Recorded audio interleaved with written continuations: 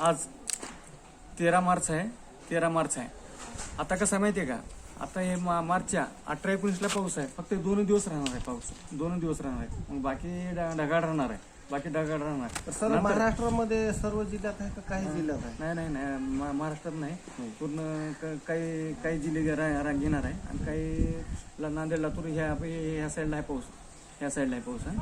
ह्या साईडला आहे असं नव्हती. नंतर एप्रिलच्या 18-19ला बी पाऊस आहे. पुढच्या एप्रिलच्या बी 19ला तिथे राहणार आहे पाऊस. तिथे पाऊस राहणार आहे. नंतर पेरणी कसं आहे 8 जूनलाच होणार आहे. पण 1986 साली पाऊस झालता की नाही, तसं ह्या 2026ला कसं आहे तसाच पाऊस होणार आहे. पण आता पाडव्याच्या दिवशी वाढता होणार आहे का कमी प्रमाणात? पाणी 70% पाऊस राहणार आहे बघा. 70% म्हणजे 70% गेल्या वर्षीपेक्षा कमी.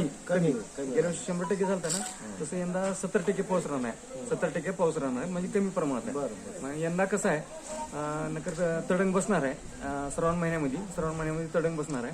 पण आता एप्रिलच्या बी तिथे बी 19ला पाऊस आहे.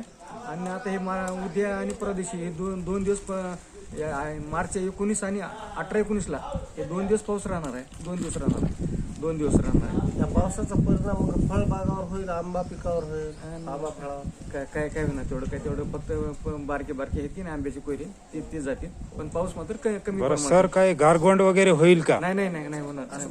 हवा म्हणजे सोसाट्याचा वारा वगैरे नाही होणार नाही. पण ती आता हे कसं आहे माहिती आहे का,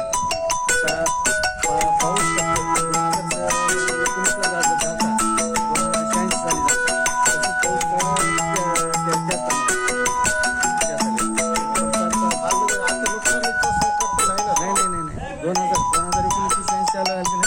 पण पाऊस मात्र मध्ये यावर्षी दुष्काळ राहणार आहे बघा. तर वेगाचे वारे तर नाहीत ना? नाही.